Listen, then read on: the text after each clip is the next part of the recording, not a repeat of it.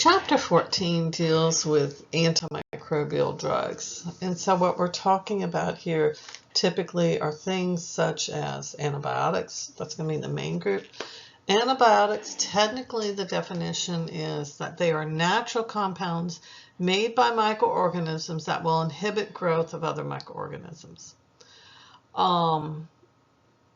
So if it's a man-made compound, technically it's considered an antimicrobial drug, not an antibiotic. So synthetic antibiotics are man-made. That's also another term that can be used for it. Some of these are bacteriostatic and some are bactericidal. And if you remember from the previous chapter, if it's static, that means it's just going to inhibit the growth but not necessarily kill it. If it's cidal, it means it kills it. When we talk about antibiotics, we also talk about whether they are narrow spectrum versus broad spectrum. A narrow spectrum antibiotic is effective against just a very small, specific range of microorganisms, and that's it. Broad spectrum, it's against a wide range of microorganisms, oftentimes both gram-positive and gram-negative. So sometimes, depending on the severity of the infection that a patient has, you may start them on a broad spectrum until you positively ID what the causative agent is, and then you narrow down to a narrow spectrum one to get a better, more controlled processing of the situation. Just a brief history of some of your antimicrobial agents. Paul Eckridge is contributed with what was known as called magic bullets, and basically discovered that arsenic compounds would kill microorganisms. Arsenic also has a bit of a detrimental aspect on human cells too, because it is a poison, but it did kill the microorganisms. Alexander Fleming is the one who discovered penicillin as an antibiotic that was being released from the fungus Penicillium. And it was, as a lot of things are, it was an accident. He left something out in the lab and came back the next day and was like, oh, hey, would you look at this? Sulfonamide was discovered by Dormick. And then Selman Waxman is credited with the term antibiotics and using these antimicrobial agents that are produced naturally by organisms. Hey, let's use these. Let's look at this as far as controlling some of these different diseases. So this is showing an advertisement from the 1940s with the mass production after World War II of penicillin being used as an antibiotic to help treat different infections. One thing I just want to say, if you're ever looking up, whether it's to write a paper or just for curiosity or for a class or whatever, information as far as, say, over time or within a certain time period, have certain diseases increased or decreased, whether it's an infectious disease or something like cancer, the number of cases gone down. Something you have to keep in mind is 1945. And the reason why that year is so important is that penicillin was discovered prior to World War II. It was produced during World War II and on a large scale means, but it was not used in the general public. It was used to help treat soldiers. And they saw how effective it was during the war of treating these soldiers who had various wounds, different infections, etc. And they saw the promise in it. And so after the World War II had ended in 1945, then penicillin started being mass produced for the general public. And obviously since then it's been used quite a bit, and we have seen how effective antibiotics are. So my point is, before 1945, when antibiotics were not in general use in the general public like they are today, individuals who maybe got an infection, maybe they had an injury, maybe you were working on the farm and you had an injury, you got a cut and it got infected. Well, if it was before 1945, that infection may or may not go away. It may have progressed to the point where what we would think today was just kind of a minor injury may have ended up killing you because you really couldn't treat the infection that well. And so that's critical to know and to understand, even if you're talking about, say, cancer, and whether a particular type of cancer have the number of cases increased. It's sort of a yes and no. Yes, you might see, if you look just at the numbers without anything else, you might see have the number of cases of a particular type of cancer now as compared to 100 years ago. Has it increased? Like I say, look at just the numbers and you might say yes, but then you have to ask why. Remember, scientists were always asking why. Number one, our diagnosis is much better now than it was 100 years ago. So you might not have picked up that an individual had that particular type of cancer 100 years ago, where now you're able to diagnose it fairly quickly. Number two, we're living longer. Why are we living longer? A lot of different reasons for that. Cancer is something that is often cumulative, and so the older you get, the higher the chances are that you may develop some type of cancer, just because of over time your chances increase.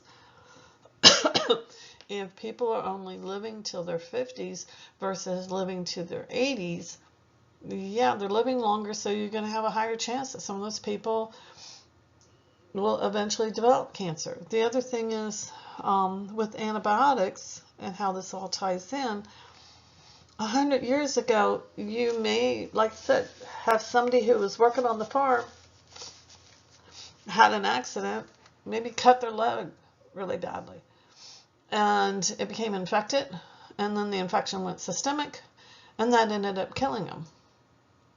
Whereas now, if somebody sustained the same injury, had the infection, but now with antibiotics, we would treat it right away, and it would never become systemic. The person would never die, and so they're living longer from that standpoint. And it's just something to kind of keep in mind a little bit. One example that I often give to kind of point this out is, say, like with cancer, my mother passed away from cancer. She was almost 82 at the time. So technically you would say that yes, cancer ultimately is what killed her. However, you also look at the advancements of medicine. When my mother was 58, she had heart surgery. She had a major blockage of her heart. We found out that they did an angiogram, and the major artery feeding the heart itself was 95% blocked. They said at most she had a week. She was very fortunate, and then it was discovered when it was. She had surgery immediately, and she lived another 23 years. Now her father, my grandfather, died at the age of 43 from a massive heart attack, probably the same type thing. Would he have died from cancer had he lived longer? Maybe. But he didn't, because the medical knowledge, the medical treatments that we had, the availability of treatments changed over those years, those difference of years there. And so that's something to keep in mind. Antibiotics play a huge role in helping to treat infections, which is good, which enables the individual to live longer because you are able to treat the infection and cure the person, and they're able to continue to go on with, obviously, living a productive life, hopefully. But if the antibiotics are not available, prior to World War II, they were not available on a mass production like they are now, then that makes a difference. So that kind of skews the numbers, and just be aware of that. When you're comparing things over time, you want to make sure you're comparing apples to apples. and not going apples. Oh, here's a kiwi in here, or here's a banana, you know, an orange. Now we got the entire fruit basket in here. You're not comparing the same thing then. So just keep that in mind. This was huge when they realized how effective penicillin was during World War II, and thankfully realized, you know what, now that the war is over, from a medical standpoint, let's put this to use in the general public so everyone can benefit from that. And so in this first picture on the far left shows Alexander Fleming, who did discover the penicillin. This was back in 1928. It took a while, obviously, to figure out how to mass produce it and realize the potential that was there. And then you have other individuals who were involved with how do we purify it? How do we show that, yes, this is very, very effective? And it was, as I said, in time that they were able to use it during the Second World War. Selman Waksman, the other individual that I mentioned, was able to show that it's not just the penicillium fungus that produces penicillin, but you have a lot of other bacteria and fungi that can produce these chemicals that show antimicrobial activities. And this is him. He worked a lot with actinomycetes, which are a common soil bacteria. And so this is a plate showing similar to what Alexander Fleming saw in terms of, you have a plate here that had Staphylococcus aureus growing on it, and oops. Oh, I'm sorry, this is just not doing what I want it to do. So this is all through here. This is Staphylococcus aureus, which is a gram-positive bacterium. This larger, whitest structure here in the middle, this is your fungus, the penicillium. You have your zone of inhibition here. There is no growth. Why? Because the penicillin is extending through there and inhibiting the growth of the bacteria. When we look at antimicrobial compounds, what are the mechanisms of it? Some things you need to be looking at. Number one, when we talk about chemotherapy, a lot of people think of it just receiving chemicals to help treat cancer. Technically, chemotherapy is using any chemicals to treat any type of abnormal situation there. So for it to be successful in giving these drugs, it requires what we call selective toxicity. That means it's going to kill only certain cells and not damage or cause adverse problems with your cells, hopefully. Antibacterial drugs are the largest number in the most diverse group of the antimicrobials overall. There are fewer drugs to treat eukaryotic infections, meaning there's fewer drugs to treat fungal infections or protozoan infections, helminth infections, which are worms. Part of the reason for that is because our cells are eukaryotic cells also. And when you're trying to look for some drug that will be effective at killing these pathogens, you want it to focus on some property that is different from our cells, so that it only kills, let's say, fungi. You want to focus on something that's different in the fungal cell than our cells. Because if it's something that's the same, yeah, it might kill the fungal cell, but it may also kill our cells. And because we're both eukaryotic cells, we have a lot of similarities.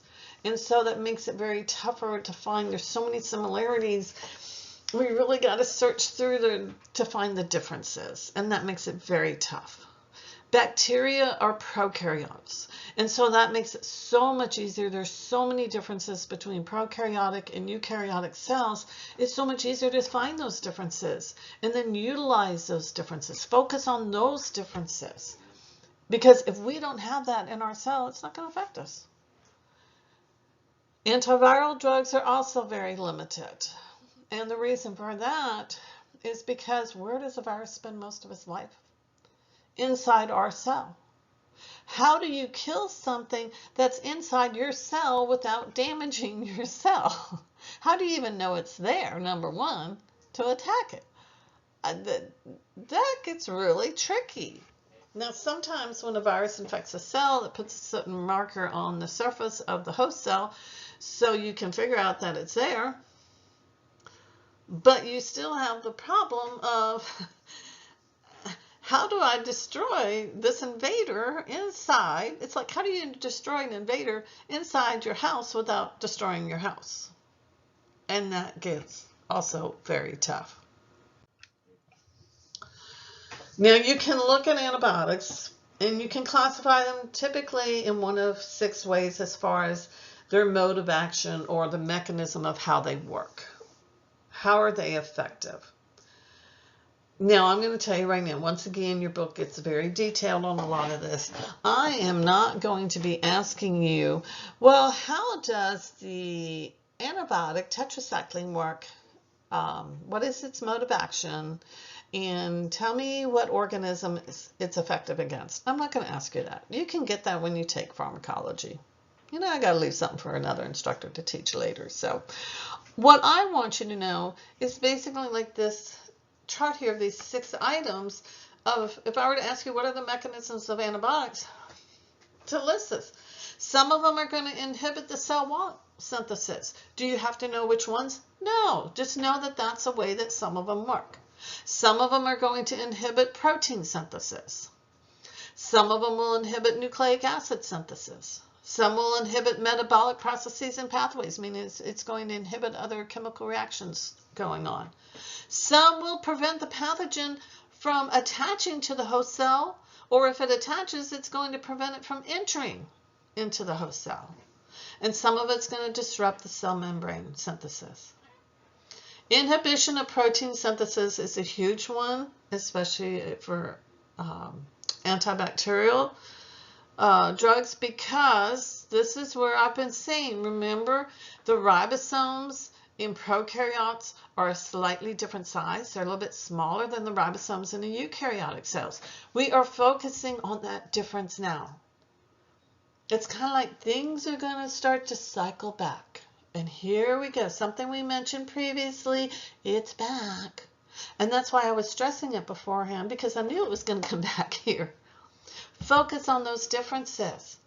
If our ribosomes are a different size, then you can make an antibiotic to interfere with the ribosomes that are smaller, that are found in the bacteria, and therefore it's going to kill the bacteria, but it won't affect your cells.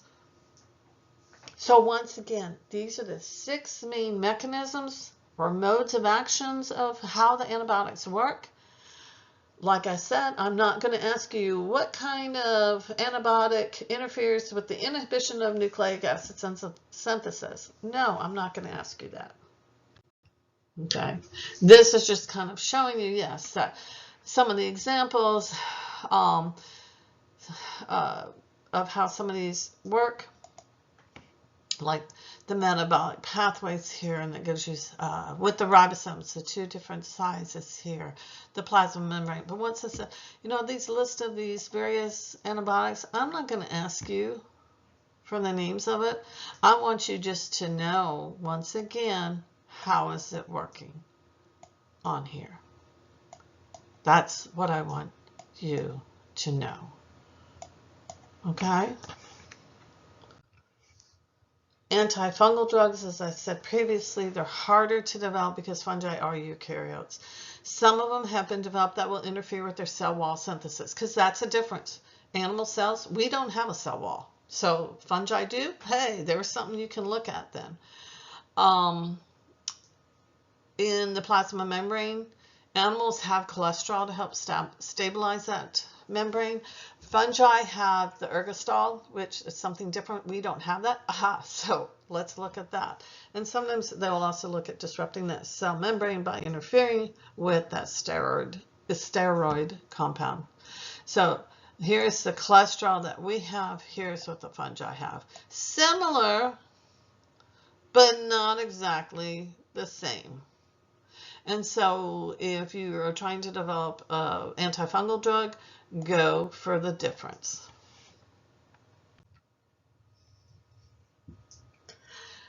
So where is that? It's a lipid, steroid. Where is it found? It's found here in the membrane right there. The cell wall also has different components. You can go for that to try to disrupt that. But there are fewer drugs that can use that. Antiprotozoan drugs, a lot of those, the ones that we have, like I said, they're fewer as compared to antibacterial drugs, but there are some. They tend to inhibit the electron transport in the mitochondria or folic acid synthesis or the DNA, but there's just fewer to choose from. Helminths are worms like tapeworms, roundworms, things like that. And some of those are going to play a role trying to trigger like paralysis so that then the worm starves to death, inhibit the ATP production. And then, like I say, the antiviral drugs, because the virus spends most of the time inside the host cell, it's hard to find them and to know where they are. Some of the antiviral drugs that we have go for some of the things such as trying to inhibit viral uncoating. That would be something that would be unique to the viruses. Reverse transcriptase. We do not have this enzyme, but some of your RNA viruses use that during their replication process. So you try to inhibit that. Integrase, trying to put nucleic acid into the host DNA. So you try to find some of these factors that can help. And that's just showing one of the drugs that is used that has shown a lot of promise in helping to interfere with the overall replication of viruses. So this one has been effective.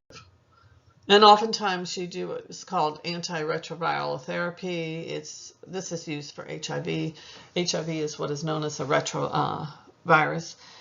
And so it interferes ultimately in the production or the replication process of it, the production of the nucleic acid. And oftentimes for HIV, you give what's known as, commonly referred to as a cocktail. You give a combination of several different drugs. And it's like each drug individually may work so-so, but then you give the combination of it and it works even better. Drug resistance. This is a problem. It's where you have a selection of some drug-resistant strains that we are finding where the initial, say, antibiotic no longer works. Why has this happened? Several reasons. The overuse of antibiotics. Years ago, it used to be someone came in with an infection. Oh, here you go. Let me just write a prescription for an antibiotic. If anyone has kids, it's getting better now. But there is a while if parents, the kids, typically, one big thing was ear infections, which is common amongst kids. Oh, the number one drug, even today still, the number one drug given for an ear infection is amoxicillin. And so a kid would come in, oh, my kid's been pulling on his ear. Oh, let me write a prescription for amoxicillin. You might not even really look at the kid to see, does he really have an ear infection or not? Years ago, I can remember hearing cases of people who, they would just call their doctor's office, my kid's sick again. Okay, I'll just send in a prescription, to Walgreens or CVS, wherever, and they wouldn't even physically see the person. So there was this overuse of antibiotics. Everything got an antibiotic. Oh, you're a little cold, you've got the flu. Okay, the flu is a virus. Antibiotics aren't going to help it. Oh no, but we'll give an antibiotic anyway. So there's this overuse. There's also the misuse of antibiotics. Years ago, most antibiotics, you would take them 3 times a day for 10 days. And what would happen, and this goes with the poor patient compliance with antibiotic use, is somebody would say, oh, I'm really sick. Let me go to the doctor. Oh, the doctor prescribed this antibiotic. And you start taking the antibiotic. And the first day and the second day, you're like, I'm still feeling sick. These aren't working, but I'll take them. Well, by day 3 or 4, you're like, you know what? I'm feeling much better now. And by day 5 or 6, you're like, I'm really feeling pretty good. So by day 6 or 7, like, I'm feeling fine. This stupid doctor, why do I need to continue taking my antibiotics for 10 days? I'm feeling fine now. So you stop taking them. Have you killed all the bacteria in your system? No. So guess what happens about day 8? You sit and you go, oh, I'm starting to feel kind of sick again. By day 9, you're like, oh. And then you come up with that stupid doctor. I took the medicine, and now I'm sick again. I'm still not well. It's because you didn't finish the whole regimen. It didn't kill all of the bacteria. You're not killing them all at once. They're still reproducing. You have to take it for the full time that it is prescribed. And because you didn't, and you stopped taking it, and then you restart it later, guess what? You're making a beautiful, opportune moment for drug-resistant strains to develop. Oh, they've been exposed to it some, but you didn't kill them all, but they've been exposed to it. So now that antibiotic's not going to work. So the fault was on both sides.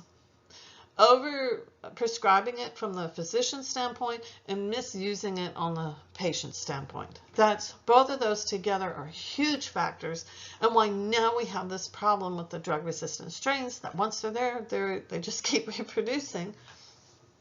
Sometimes people would give a real mild dose of the antibiotic. Well, I don't want to give you a strong dose, so let me just kind of cut it in half. Well, that's making the antibiotic maybe not quite strong enough to kill the bacteria. It's kind of like, this is enough to kind of make me sick, but it's not going to kill me. So now I've been exposed to it, so now I'm going to be even stronger. The other problem we have is that these drug-resistant genes typically are on plasmids. And the plasmids can fairly easily transfer from one cell to another. We've already discussed how they can do that through conjugation, and they can easily transfer from one compatible cell to another. And so what are we left with? We are now trying to basically stay one step ahead in terms of synthesizing, making new antibiotics that are stronger to be able to deal with these resistant strains.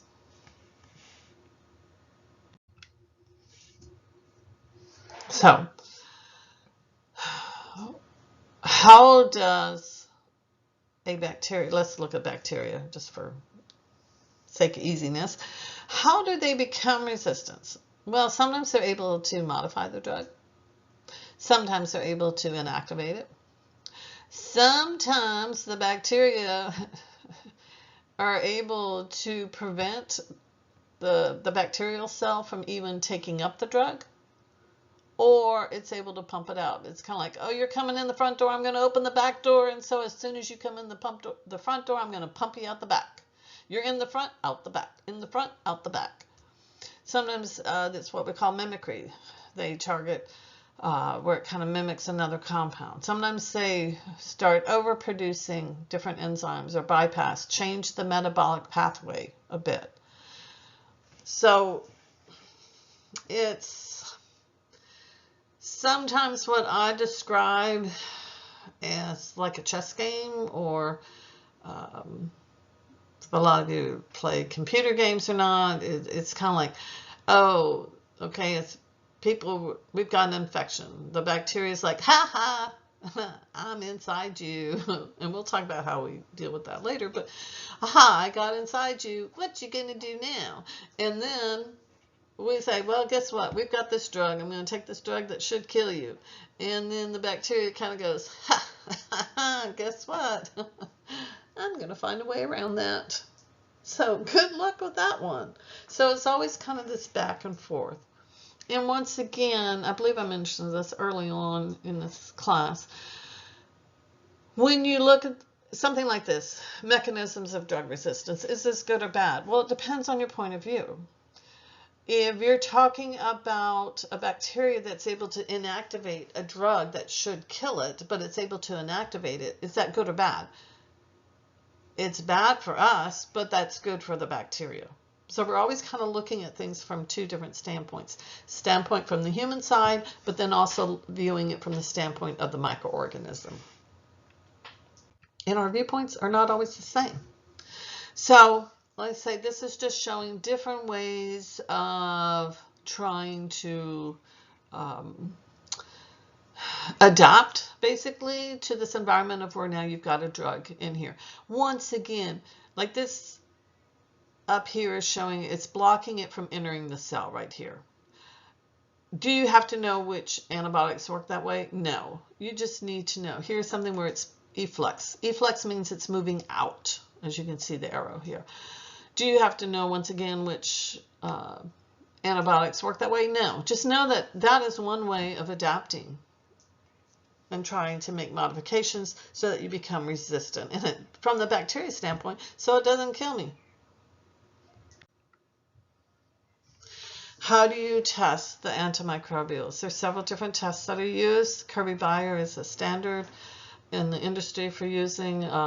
We use disc diffusion. You measure a zone of inhibition. The larger the zone of inhibition, the more effective that antibiotic is. The more susceptible the microorganism is to it. You can use dilution tests. You can also do what's known as the E-test on it. So in the dilution test, one thing you're going to do is you will put, as you can see on the bottom here, you have different concentrations going from left to right. It is in increasing concentrations of the drug that's been added, and you inoculate it with the organism. Remember, once again, for bacteria, if bacteria are growing in it, it will be turbid, it will be cloudy. And so you're trying to find out what is the lowest concentration that's going to be effective. Well, you can see here with the 2 and the 4, you still have cloudiness. You still have growth of the microorganism. But at 8, it's clear. And then 16 and 32, it's also clear.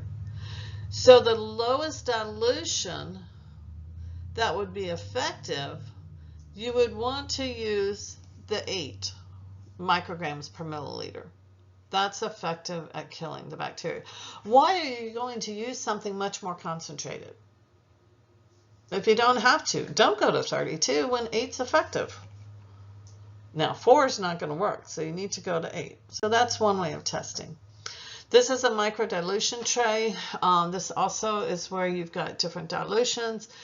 On this one, you can inoculate with bacteria, and you can test for several different antibiotics at once. And then, so it's showing these different antibiotics over here, the concentrations of them. You've got a control here to show that, yes, growth will occur. So you're looking to see where is, and you can see the ones where there's clearing, with the circles around it. Where is there clearing and there's no growth at all in there? This tray allows you to test more antibiotics at more dilutions at one time in one tray, and it doesn't take up as much space. An E-test is where you typically will grow this your organism on a petri dish. So you make a lawn where you completely cover the surface of that dish, and after you've inoculated, excuse me, then you put the strip down. This has an antibiotic on it, so it'll have a label with this one, VA, is probably vancomycin, and yeah, that's what it is, vancomycin. And so the numbers here indicate what the concentration is on that strip. So it goes from low to high. And so what you do is you incubate it, and you'll notice at the higher concentrations, you have this zone of inhibition, like you've seen before, where there's no growth. So what's the concentration of antibiotic that you need to stop the growth?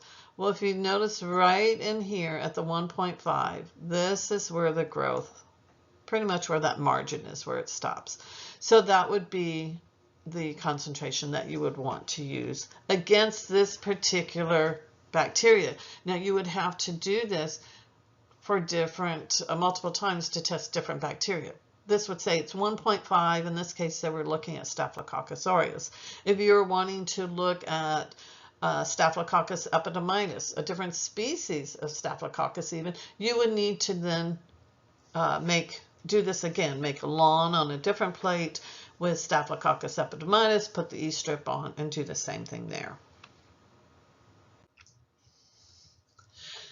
This table is just showing, it's kind of an interesting table, showing over time the number of approval of new antimicrobial drugs. The FDA is the one who approves the use of them. This goes from 1983 to 2012. And you can see there's definitely been a decrease in the number of new drugs that have been approved.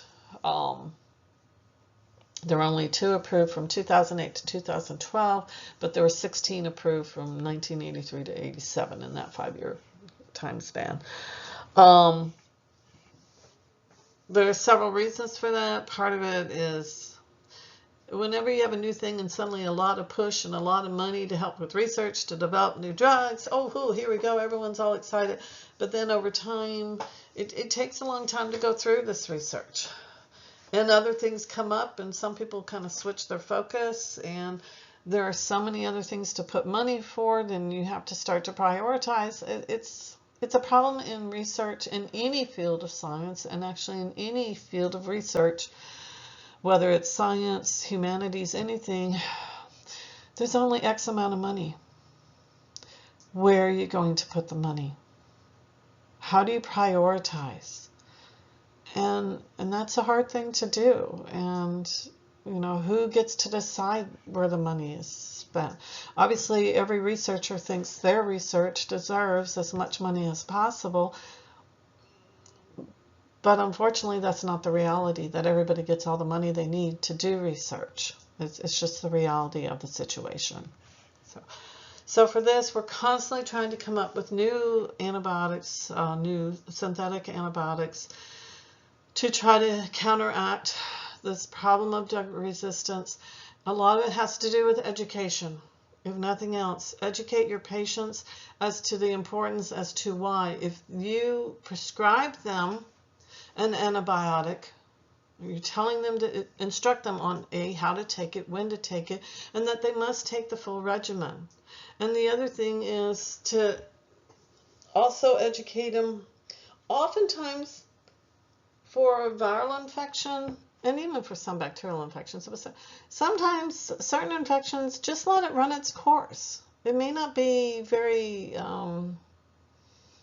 dangerous. It may be mild. It may be self-limiting. It's run its course. Just treat the symptoms, but you don't have to take the antibiotics. Don't take them if you don't need them. Now, there are times, and what I will usually say is that for viral infections, usually antibiotics are not going to work. So don't waste your money on them. There are times, though, where you have an individual who, let's say, has a viral infection, and you prescribe an antibiotic, which may not work against that virus, but due to the patient's medical history and background, you do not want them to get a secondary infection. So they have a virus infection, their immune system is trying to fight that. That's going to make them a little susceptible to pick up secondary infections. You don't want that to happen. Let's say you have a patient who's being treated for cancer and they're on chemo, so their immune system is already suppressed. You want to prevent them from getting sick with something else. Then that's fine. But you have to look at each situation independently. You have to look at the patient's history, and you don't just randomly, let's just prescribe some amoxicillin here.